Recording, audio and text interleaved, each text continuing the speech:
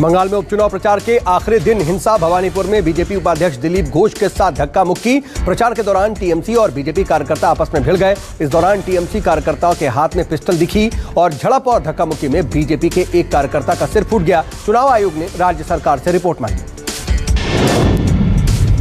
हिंसा को लेकर के दिलीप घोष ने ममता बनर्जी पर करारा वार किया। कहा, जनता प्रतिनिधि ही सुरक्षित नहीं तो फिर आम आदमी का बंगाल में क्या हाल होगा।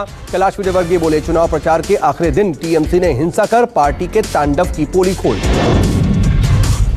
बंगाल की राजनीति में लॉकेट चटर्जी को लेकर के अटकलें तेज। टीएमसी के कुणाल घोष के एक ट्वीट के बाद कहा जा रहा है कि लॉकेट चटर्जी टीएमसी में आ सकती हैं। लॉकेट ने भवानीपुर में ममता के खिलाफ प्रचार करने से मना कर दिया था। लॉकेट से इसे पूरी तरह से अफवाह उन्होंने बताया। प्रियंका गांधी आज लखनऊ दौरे पर पहुंची और पार्टी के नेताओं के साथ मुलाकात कर प्रियंका गांधी चुनाव की तैयारियों का जायजा ले रही थी और उम्मीदवारों के नाम पर भी उन्होंने मंथन किया।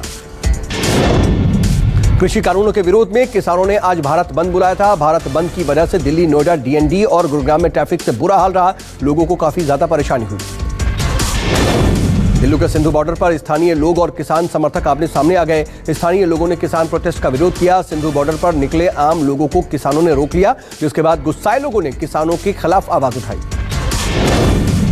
न्यूज़ 24 से बातचीत में किसान नेता राकेश टिकैत ने बड़ा बयान दिया। टिकैत ने कहा कि बीच का रास्ता बताते हुए कहा कि सरकार एमएसपी को कानूनी जमा पहनाए, इसके बाद हम बातचीत करने के लिए तैयार हैं।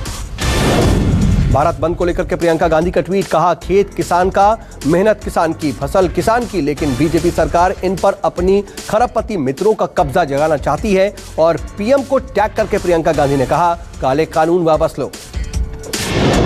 मायावती ने भी सरकार पर निशाना साधा। ट्वीट करके कहा, केंद्र और यूपी सरकार की किसान विरोधी नीतियों से पूरा किसान समाज दुखी और परेशान है और अब किसान किसी बहकावे में आने वाले नहीं है।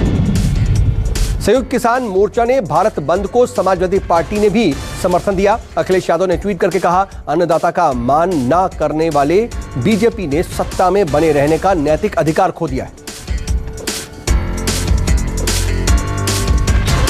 पीएम मोदी ने Ayushman Bharat digital mission launch किया और इस योजना के तहत देश के हर नागरिक की हेल्थ आईडी तैयार की जाएगी। पीएम मोदी बोले, आयुष्मान भारत ने गरीबों की चिंता दूर की। सेंट्रल विस्टा कंस्ट्रक्शन साइट पर पहुंच करके पीएम मोदी ने निर्माण कार्य का निरीक्षण किया। पीएम ने साइट पर लगभग 1 घंटा बिताया। पीएम मोदी ने इंजीनियरों और काम करने वाले मजदूरों से बातचीत की। महंत नरेंद्र गिरी की मौत मामले में सीजेएम कोर्ट ने सीबीआई को 3 आरोपियों की 7 दिन की रिमांड सौंप दी है। अब आनंद गिरी, आद्या तिवारी और संदीप तिवारी से सीबीआई 5 दिन तक पूछताछ करके मामले की जांच की कोशिश करेगी। धर्मांतरण मामले में गिरफ्तार मौलाना कलीम सिद्दीकी के 3 और साथी भी गिरफ्तार। धर्मांतरण को लेकर के हवाला के जरिए फंडिंग का आरोप है और इदरीस कुरैशी, सलीम और कुणाल उर्फ अतीक गिरफ्तार किए गए।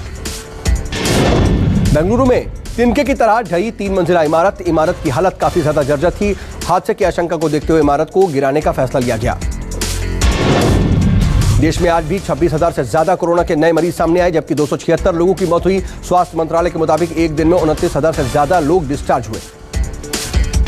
देश में कोरोना को हराने के लिए वैक्सीन में तेजी। अब तक 86 करोड़ से ज्यादा वैक्सीन की डोज दी जा चुकी है। स्वास्थ्य मंत्रालय के मुताबिक 24 घंटे में 38,18,000 कोरोना की डोज दी गई। देश में सबसे अधिक कोरोना मरीज अब भी केरल से आ रहे हैं। केरल में कोरोना के एक दिन में करीब 16,000 नए मरीज सामने आए। राजधानी दिल्ली में कोरोना के 24 घंटे में 29 नए मामले सामने आए। 24 घंटे में कोरोना से एक भी मरीज की मौत नहीं हुई। धीरे धीरे कम हो रहे हैं कर्नाटक में कोरोना के मामले। 24 घंटे में कोरोना के 775 नए मामले सामने आए, जबकि 24 घंटे में कोरोना से 9 मरीजों की मौत हुई। देश के कई इलाकों में डेंगू का कहर जारी। यूपी के मेरठ में डेंगू के 24 नए मामले सामने आए। मुंबई के आरे कॉलोनी में 4 साल के बच्चे पर तेंदुए ने हमला कर दिया। हमले से बच्चा गंभीर रूप से घायल हो गया। तेंदुए के हमले से लोगों में अफरा तफरी।